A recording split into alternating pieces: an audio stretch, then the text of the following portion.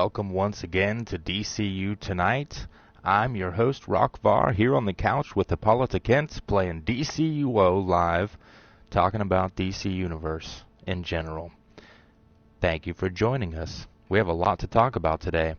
We're leading into Arrow tonight, so we've got new Arrow live tonight on the CW. And Supernatural, if you're a Supernatural fan. Last night we enjoyed The Flash. And the night before that it was Supergirl. So we've got 2 episodes to talk about tonight on the show on our DCTV. Segue into Arrow a little bit. I don't know much about tonight's episode. And talk about what's going on over on DCComics.com. But first, and possibly most important, DCUO news. We start out the show today with some very important information in DCUO news. Crossplay, ladies and gentlemen, has been postponed until next week. The devs have come into maybe not some problems, but some things that they want to double and triple check. And so crossplay will not be happening this week as previously advertised. So we won't be playing with PC players. And if you're on the PC, you won't be playing with PlayStation players this weekend, but that will be coming soon. They're looking for at February 1st, which is not too far away at all. I mean, that's Monday. I'm pretty sure that's Monday. So, so you're not really going to have to worry about, a time delay there too much.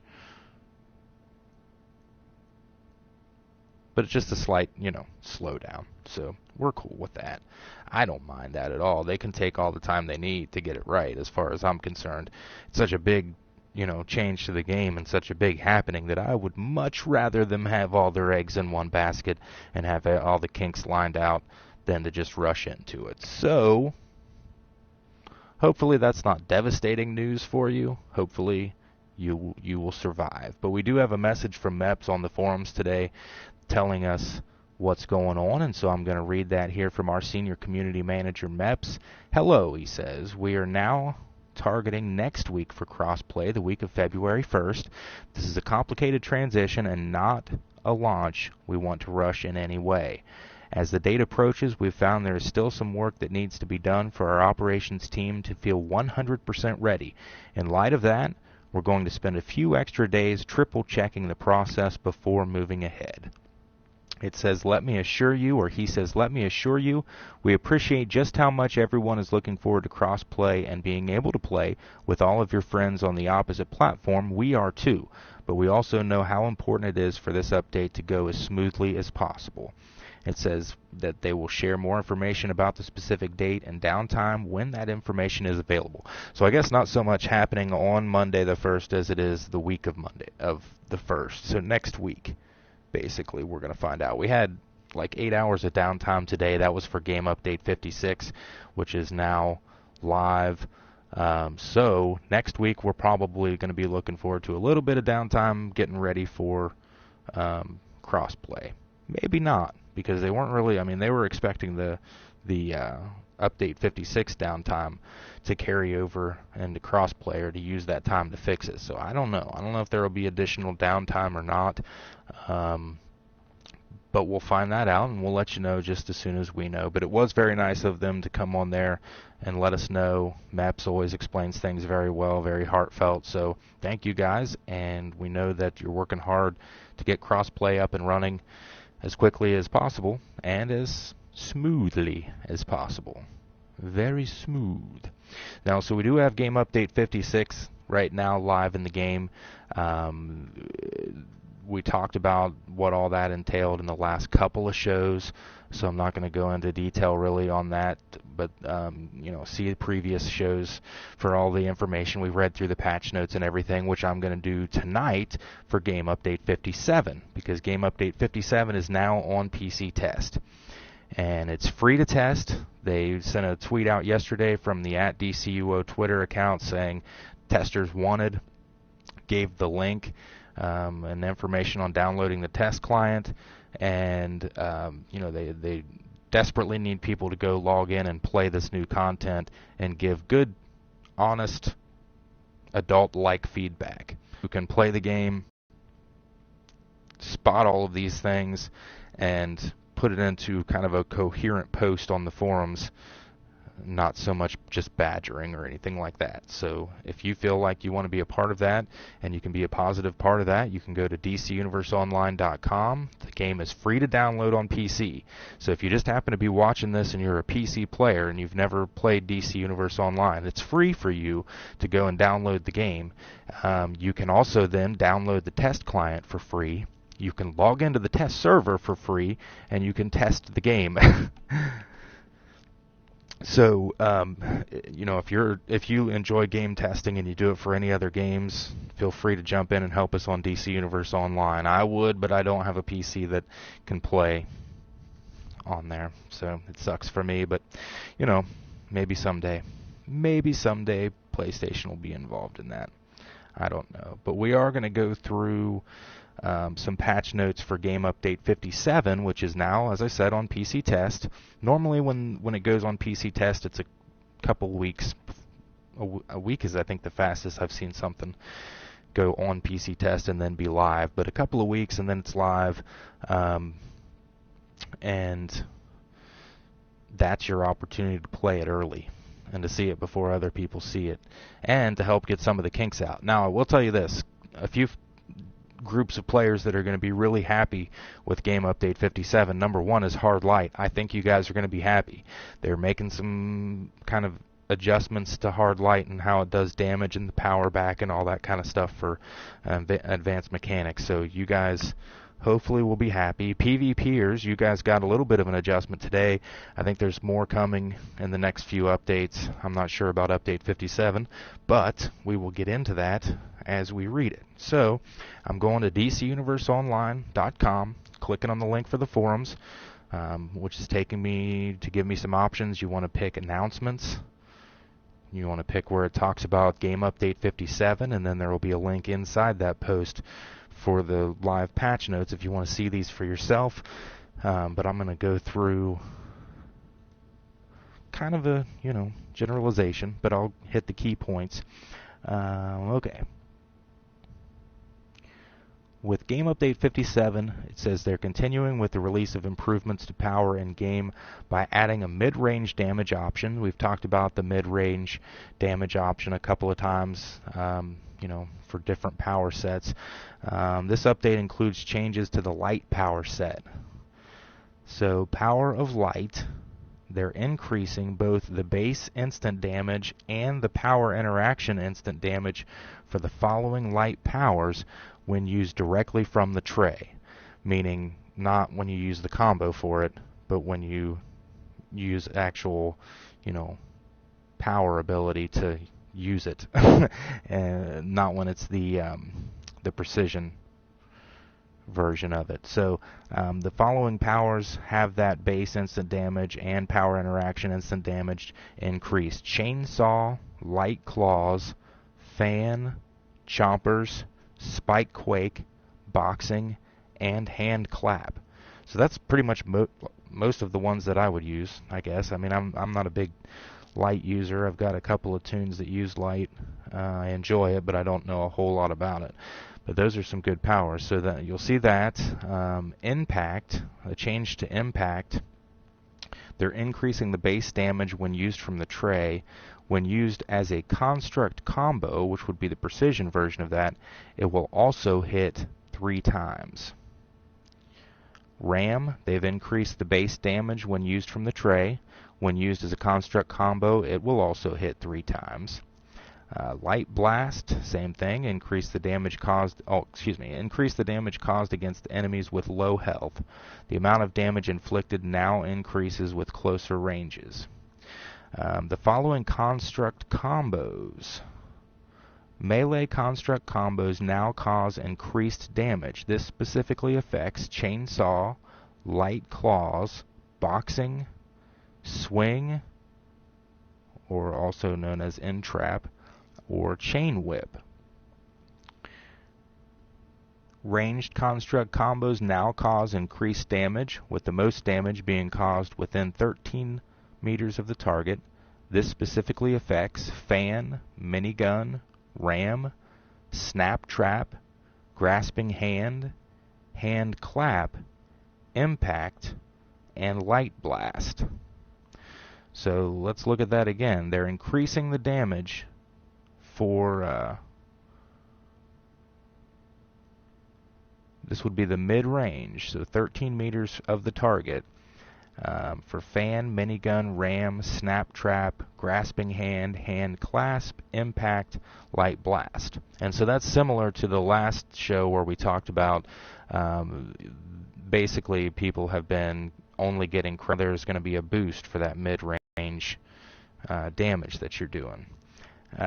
Controllers may now take advantage of advanced mechanic damage from construct combos, is the last part of that update for light. There are some known issues. They're going to happen with Game Update 57. The known issues are there will be no lighting in player bases. So bases, there will be no lighting in player bases. I'm not sure how that's going to work out. Maybe they'll have that fixed by the time it goes live.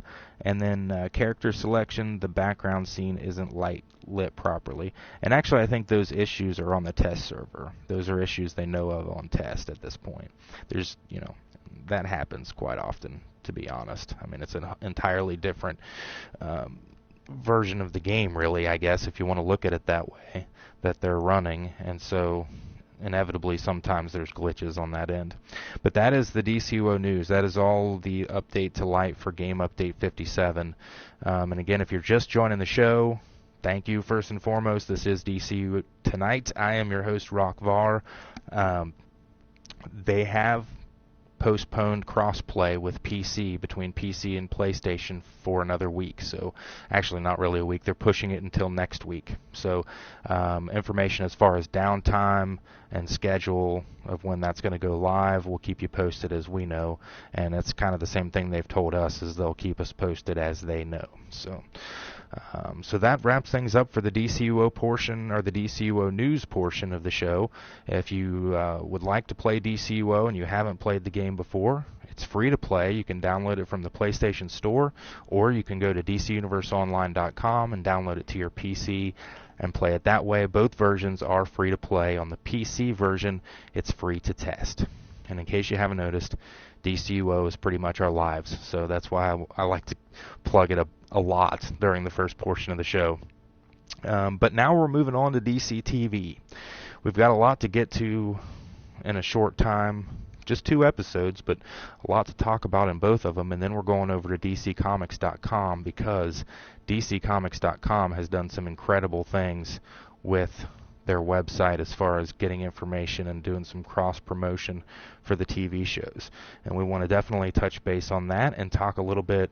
They're doing the great hashtag DCTV support, where they're answering questions, or secrets, where they're answering questions about things that are happening inside the show. So when you see these little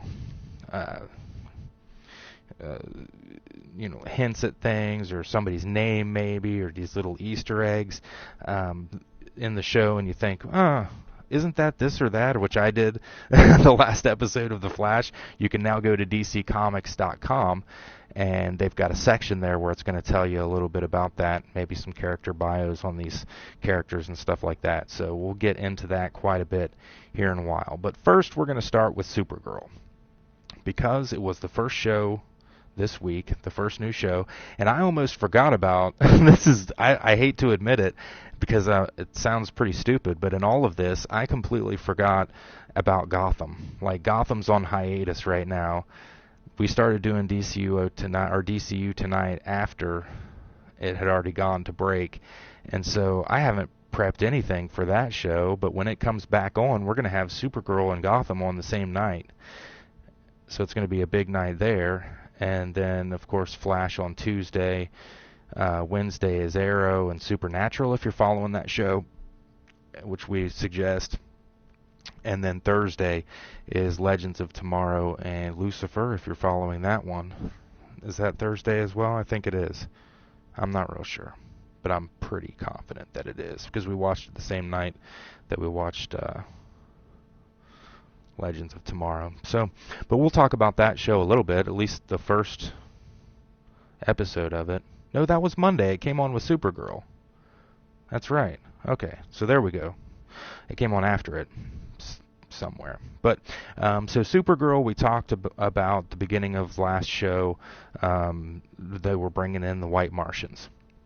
And they did, and it was awesome. They were kind of gruesome, and the story was very similar to what we've seen with the backstory of the White and Green Martians thus far. Again, with the amazing flight and the amazing way that they're doing speed in this show,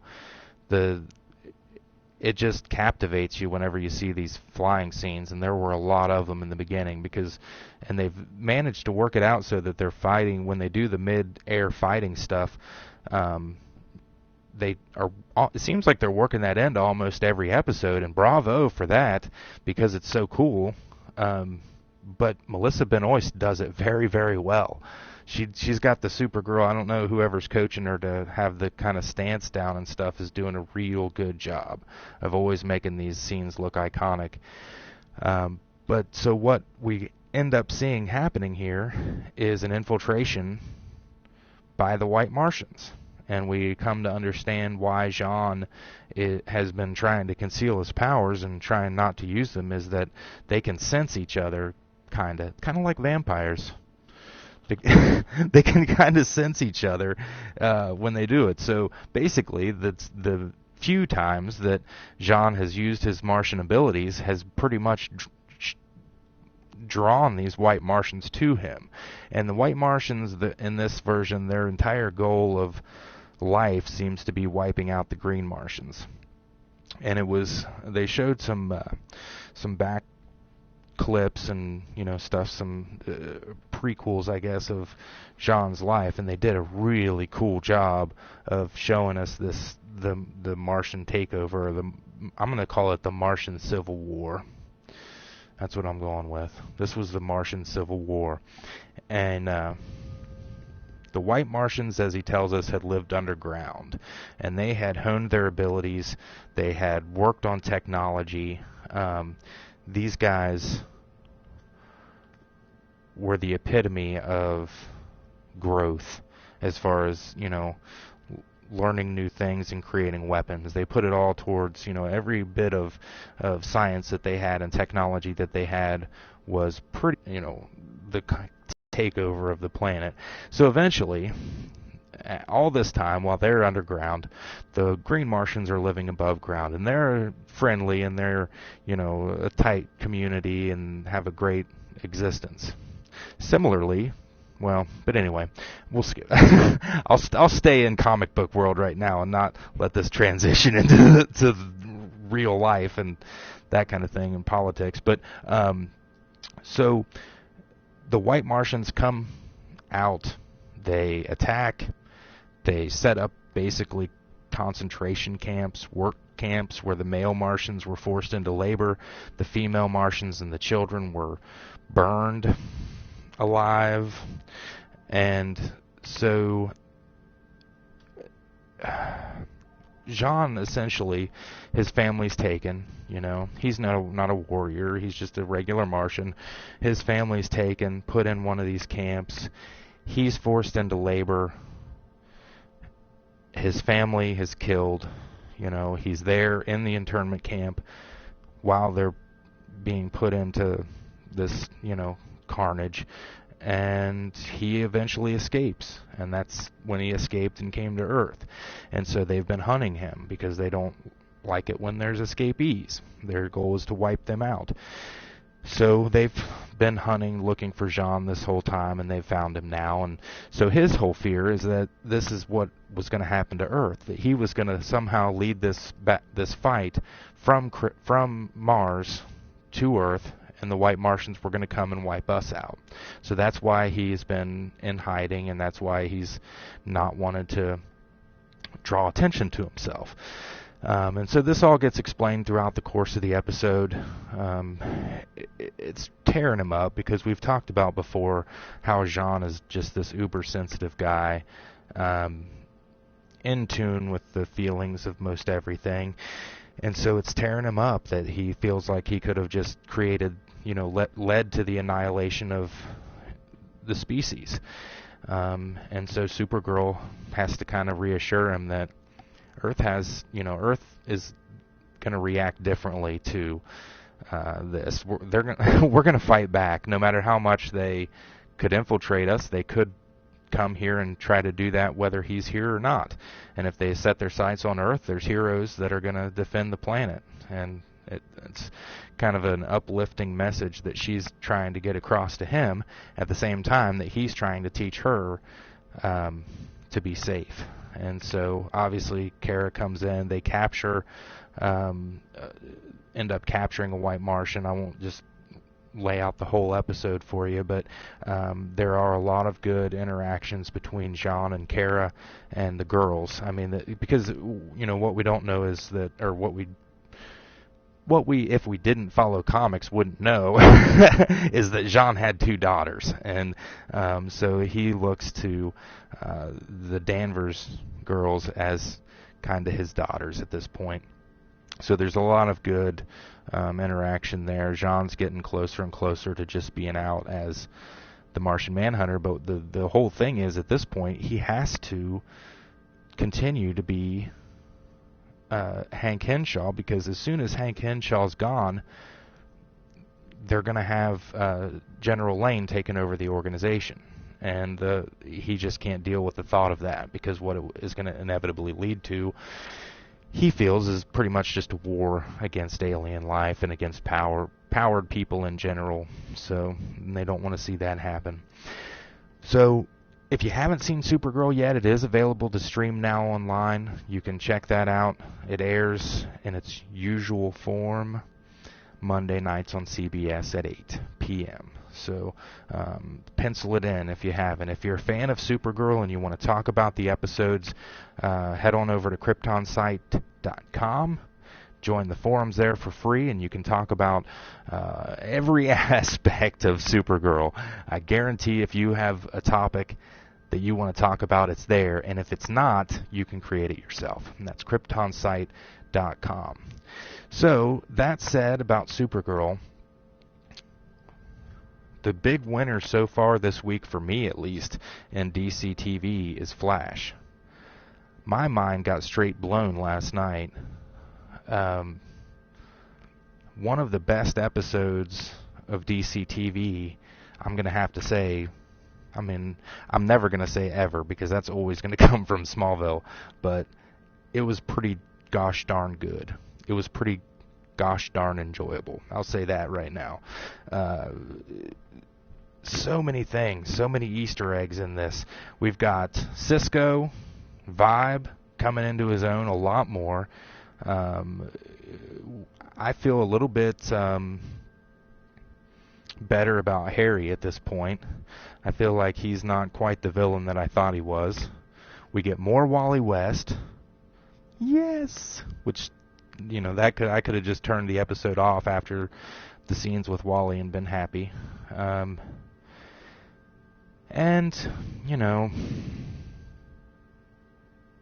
We get some good Barry stuff.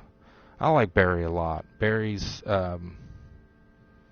obviously the main character of the show, so you have to like him, or else why are you watching?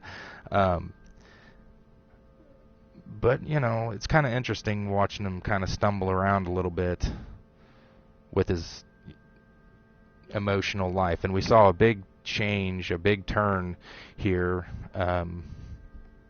as far as who's on Camp Flash and who's not, meaning knowing the secret. The secret's out a little bit. Not a whole lot, but a little. A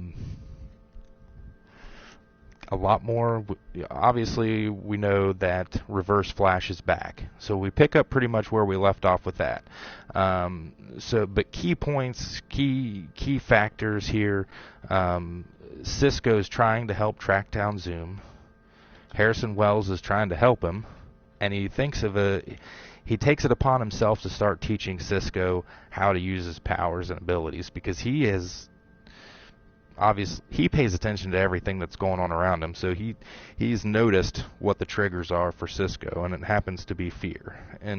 Or I'm going to guess it's more adrenaline, really, but that comes for Cisco quicker in the form of fear. And so they start practicing how to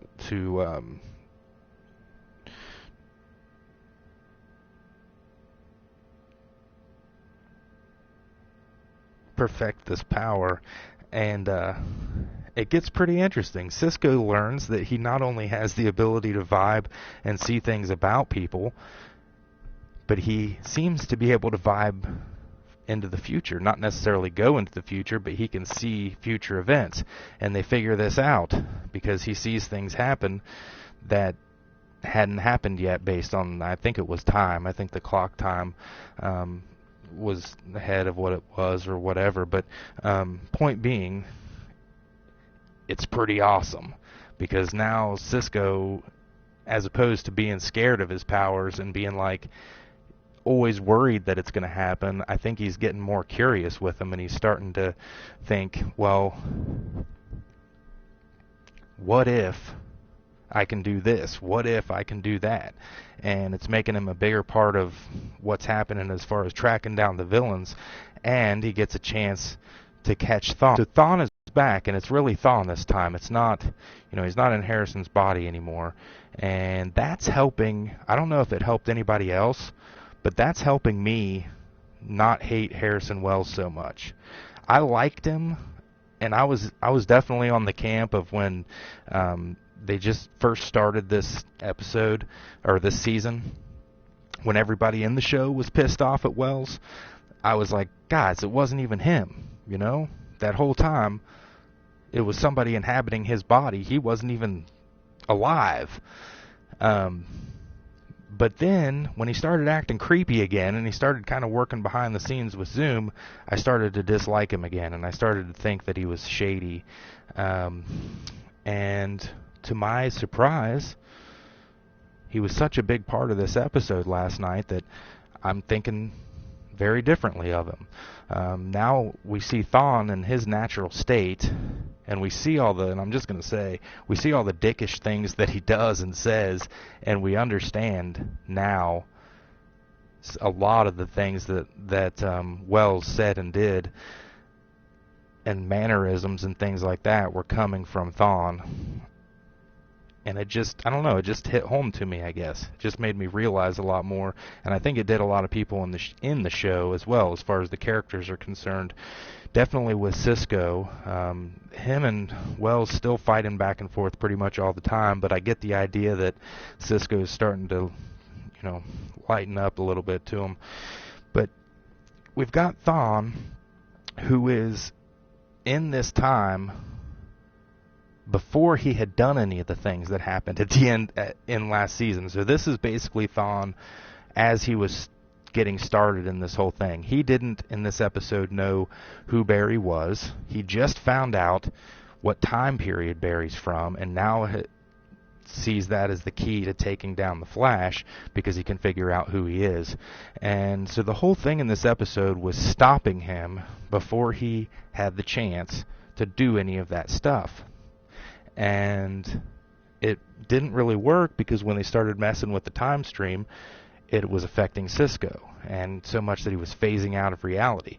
So Flash has to go, and he has to actually help Thawne get back to his time and stay on his course to live out the rest of his life. And we get a real education about kind of how time travel would look in a reality, is that, in a sense, everyone's immortal. I mean, no matter what point in time they take Thawne out, there's always going to be another Thawne. I mean, it's always, time is a constant. And so they have to get him back on his path. He has to go out into the world, and he has to find out who Barry is. He has to kill Barry's mom. It all has to go down exactly as it has. So Barry actually finds himself in a place of putting aside his differences and helping this guy out, which he does very reluctantly, but he does. And so Thawne has to, and we see I think we've seen the first incarnation of the cosmic treadmill as well, because that's what Thawne was trying to use to get back to his time to begin with. Barry destroys it, or makes it inoperable, and so that's when we see that Barry has to help because it's after he does that he finds out that he has to help him, because Cisco is going to pretty much die, I guess. I don't know what he would do, but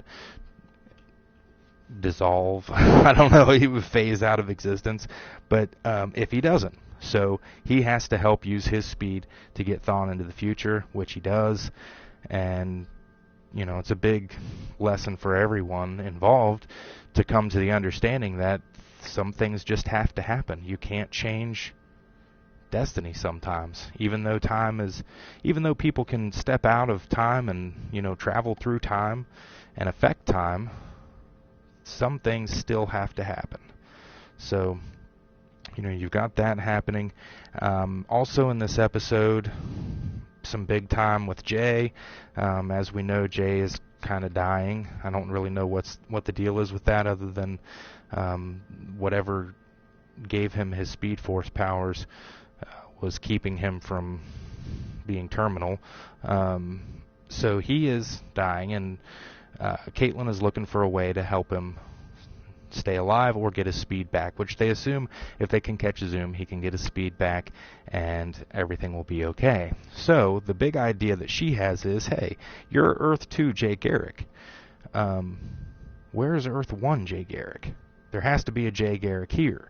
And so they look for him, or she looks for him, and she cannot find him. And she thinks that this is going to be, there's going to be a big reason why. She just can't understand why. Finally, she just outright asks him, and it turns out Jay has had the same thought. He's no slouch, and he's also looked for his doppelganger and found him. And what he's found is a guy who has no speed powers. And so the thing is, Jay's DNA had been mutated due to the speed powers, or cells, or whatever. This guy's have not been mutated, so they're not going to be the same, and he's not going to be able to use them to heal himself. So it's not going to work because he doesn't have speed powers. But what has happened, and the reason that they couldn't find this version of Jay Garrick, is that his name has been changed. So he has been basically jumping from home to home his entire life, and the people who adopted him, their last name was Zolomon, and so he took the name Hunter Zolomon, and that's why they couldn't find Jay Garrick. So if you're a comic book fan, lots of bells just started ringing real freaking loud, and horns started going off, and glass started shattering. The ceiling fan in my house just fell and bounced around. It was funny because it was still spinning around, so it was just kind of a top on the ground. Because you recognize that name, Hunter Zolomon. And I'm going to get into that a lot more here in a minute when we go over to DCComics.com, because they've got some information on there. Remember, we were talking about those hashtag DCTV secrets. That's one of them. So, well, I guess I can just spill it anyway. Hunter Zolomon is the secret identity, or the real name, of the comic book character Zoom that they are in fact chasing. So they have found Zoom essentially before he's Zoom, and they don't know it yet. So Jay Garrick's counterpart on Earth apparently was Zoom, and I don't know if how they're gonna twist that story or how they're gonna make it happen. My guess is that this is gonna be Zoom before he went down the path of becoming Zoom. I'm gonna read to you a little bit about the character so you can see how he becomes Zoom, because he doesn't actually set out to be a villain. It's similar to Reverse Flash. And I'm sure I've called him Professor Zoom through this entire stream. I'm sorry. I still don't recognize the name Reverse Flash. Reverse Flash is still Professor Zoom to me. I'll try to not care, really. I was going to say I'm going to try to get it right, but no, I'm not. Just follow me. Just stick with me here. But, yeah, neither one actually set out to be a villain in the beginning. But there's a big difference between, and the question of why is Zoom so much faster than Barry keeps coming up.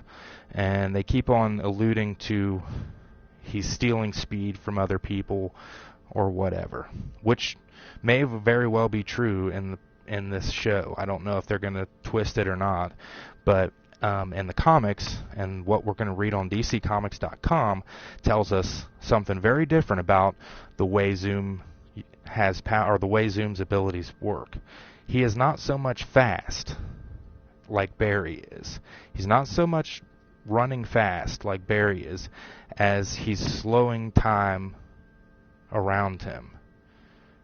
similar to the turtle guy that they introduced last week. So that would be why he seems so much faster than Barry, and Barry barely looks like he's moving whenever zooms around, because it's very similar to the turtle guy. Barry's slowed way down, and even though he's the speedster, he's able to move a little bit faster than everybody else, but still pretty much slowed down to a stop, and that makes it look like Zoom is moving at incredible speeds, even though he's probably just loafing, just walking around or whatever. Now, I don't know if that's what they'll end up coming out and saying in the show, but that's what the character was like in the comics, so that's what they're telling us on DCComics.com. We'll see. I really think that would be a much more interesting way to go. Mountain Dew break. Personally, I think that'd be a much, much more interesting way to go. I don't, it doesn't seem reasonable, and it never has to me, really. I never wanted the speedster. Comic book reader does that. You read comics, you watch TV based on superheroes, you kind of speculate to yourself how these things work and how they come to be. And I always thought being a speedster would be awesome. I always thought having super speed would be the best thing next to flying. But if you're going to fly, I always felt like you have to have invulnerability as well. And the question isn't ever what two superpowers would you like to have. It's what superpower would you like to have. So I always would say I want to go with flight if I can be invulnerable, but if not, super speed. But on the other hand, I'm incredibly lazy, and I absolutely hate to run. I despise running. The only time I think a person should run is when they're being chased. And as a fairly big person, I'm not chased that often. And so the only time would be like a bear or something. And I'm not sure I would run from a bear because they're really fast. I would just hug it. I would run over and hug it and be like, "Oh, you're so cute. Look at the fuzzy belly." Not really. But anyway, I always thought super speed would be awesome if it was like it was on Smallville. Time stops and you just kind of jog through it. And I think that would be awesome. And so to me, that's kind of what Zoom sounds like. It's like everything's slowed way down, and he's to those people, it would appear that he's moving super fast, but in reality, they're just not moving at all. So that's what I always thought would be cool for speed. The thought of a speedster who runs and has to eat a lot to keep their metabolism, whatever, that to me, I'm not a big fan of it. Because if that's the case, Barry would be like a brick. That guy would be all muscle. He'd have calves that are bigger around than his head, and he doesn't. So, because, he's running fast all the time. And he would be tired and out of breath, and it would just suck. I don't want my heroes to be out of breath, and that's inevitably why Superman's my guy. Superman's never out of breath. Doesn't need to breathe, really. So, he's not going to drop the ball saving me because he had to run real far to get to me. He's just going to save me. But going back to Barry, so that's what I had thought in the beginning, was that Zoom would have been pretty much, he has control of time. And what it was he has gained the ability to fade. He's basically not, in the comics, he basically was not in the same time stream as everyone else. He was kind of stepped outside of the time stream, and would just kind of move through time and space differently. So, but we'll get into that more. I'm going to go now to DCComics.com because of all this Flash talk, and go over here to, there's a link. If you go to DCComics.com, there's a link over to the right that says hashtag DCTV secrets. Click on that, and here's the secrets. The Speed Force seems made for hiding secrets, it says. It doesn't seem possible, but Eobard Thawne is back. Cisco picks up Reverse Flash vibes, and when he and the rest of the team Flash team investigate, they find out the Speedster is up to no good. And that's not all. We have the inside scoop on more mysteries. So here are the hashtag DCTV secrets for this week's episode of The Flash about Hunter Zolomon and Cisco's Shades. Hunter Zolomon, we're going to read about this. Hunter Zolomon is a cool-sounding name, it says, but the The moniker of Jay Garrick's Earth 1 doppelganger is connected to someone else. Comic book fans will recognize Hunter Zolomon as the secret identity of our Earth Zoom. The name first appeared in The Flash Secret Files and Origins number 3. In the comics, Zolomon had a troubled relationship with his parents, which they're saying is an understatement, actually because his father was a serial killer. Zolomon joined the FBI to help stop people like his dad, but transformed into Zoom during an explosion involving the time-traveling cosmic treadmill. The explosion made him very fast by giving him the ability to slow down time relative to himself. Zoom took it upon himself to create tragedy for Wally West to help that Flash become a better hero. So it's very similar to the story of Eobard Thawne and Barry. Only this is kind of Wally's Eobard Thawne, and so, but that makes sense. In the comics, this was, I think, Zoom was the third one to use the name Zoom, so there's a couple before him. He may have been the second, but so his whole goal in his creation was, after he had gained the powers, was to help Wally become a better Flash, or to become a better hero. The Flash eventually stopped him by forcing him into a temporal anomaly. It says, does this mean Earth 1 Zolomon is just Zoom waiting to happen? Or only time will tell. There's a link here to find out more about Zoom in the comics. I would suggest reading that. And they've got a list of similarities and differences between Zoom and the Reverse Flash here, so you can follow that link to find out, kind of compare the two and see what you think. My theory on all of this with Zoom is that like I said, he just hasn't been created yet, and his time to become Zoom is going to be once Wally takes up the mantle of being the Flash, which at this point can be a little while. I don't know how quickly or if they're going to move to that. So moving on to Cisco's shades. Now in the show, Harrison was able to make a pair of glasses that when Cisco puts them on, he can control his vibing, and he can see in much more detail and have much more control over the vibe. And so they're going to talk a little bit about that. It says, Harrison Wells takes it upon himself to help Cisco access and control his vibing. After using literal scare tactics to trigger Cisco's abilities, Harry tweaks some goggles for him. They allow him to determine how long he'll vibe for. In the comics, Cisco's alter ego Vibe wears glasses as part of his superhero costume. They've got a really cool picture here of Vibe in the comics. Right now looks nothing like Cisco, but it's still cool.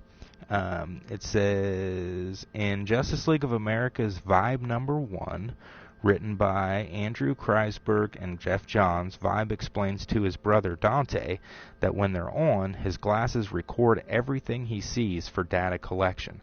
So we could see that transition into the show. They could make it so that, like, Cisco vibes, and when he does, all that he sees is recorded, and then that would help his team because they can then watch a video of that or something and help him to dissect what it is that he had seen or didn't see. So for more on that, visit dccomics.com, and if you're using Twitter, search the hashtag DCTV secrets, and you will find out more about the episodes as they happen. There's a whole bunch of these at the bottom of the page for the different shows, and you can find out a lot about a lot of little tidbits about these Easter eggs that you see during the show. And so that said, it's kind of wrapping up the Flash talk for the show. Not really the talk, but I am going to move over to another character in DC Comics because I think it's really awesome what DC is doing as far as making a connection between the TV shows and the comics. And so they're really starting to entice people who are seeing the TV show and being very excited about the characters and falling in love basically with the genre to move on over and learn some more about how these characters came to be and read the comics a little bit. So that we find, again, on the homepage, dccomics.com, and they've got a link over on the right hand. It's right under the link for the Flash, and it says, Who is Anarchy? So we're going to click on the link, and we're going to talk a little bit about Anarchy, even though it's another show. That's actually going to be on Arrow, which is starting in 5 minutes. So I'm going to wrap this up so that I can get over to KryptonSite.com and get into the thread. Character facts here. Or, no, not character facts. It says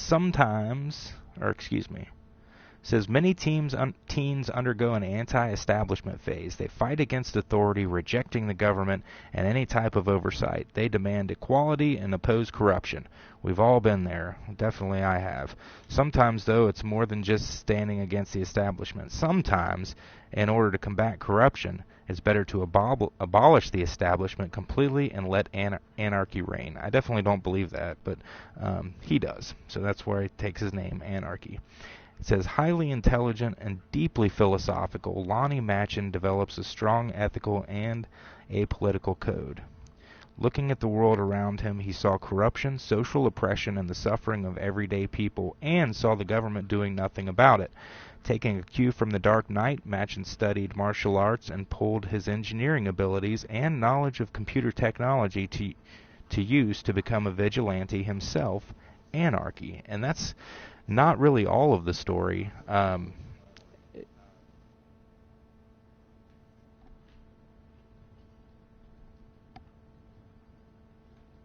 He actually, I just stopped talking there because I thought I heard somebody else in my headset. I don't know what that was. But he basically was able to fuse his own both hemispheres of his brain so that he could use both at the same time, and that was supposed to have made him super, super, super intelligent. And so that, coupled with his ability in martial arts, he basically went out based on all of what he had learned. So he's a super badass when it comes to using martial arts. He's really, really, really smart, and obviously pretty crazy. So, although he thinks of himself as a hero like Batman and believes anarchy would help the people help themselves, Batman views anarchy's methods and actions as childish and violent, and considers anarchy a public threat, plain and simple. I can almost hear Bruce saying that, or hear Kevin Conroy saying that. Anarchy uses his abilities to bring down any corporation or authoritative entity that he feels hurts and oppresses people. While he can throw a punch as well as anyone, he relies primarily on his thorough understanding of modern technology to defeat his foes, along with the very essence of anarchy itself. Surprise. So that's a little bit about Anarchy. He's one of the main villains right now on Arrow, which will be airing here in just a couple minutes on the CW, followed by Supernatural. So I encourage you to go out and catch both of those shows. I'm going to go back over here to the main studio, but I very much appreciate you joining the show tonight. This has been DCU Tonight, and the channel is VAR Nation. I just went over and updated our Patreon page, www.patreon.com/VARNation. So I encourage you to go and check that out, see what we're all about, and if you can, help support the channel. We want to keep this going as much as we possibly can. That can also be done on our YouTube channel by clicking on the support button, which is right under the subscribe button. So if you can't do either of those things, please hit that subscribe button. It's free for you, and it helps us quite a bit. Please be sure to like the video and share as much as you can. The last thing that we'll talk about here real quick, again, the pull list for this week on DCComics.com. Suicide Squad, Most Wanted, Deadshot, and Katana #1, Justice League of America #7, and Superman #48 all are available now. Thanks again for joining us again. This has been DCU Tonight. I'm your host, Rockvar, here with Hippolyta Kent. And for Hippolyta Kent, saying peace out.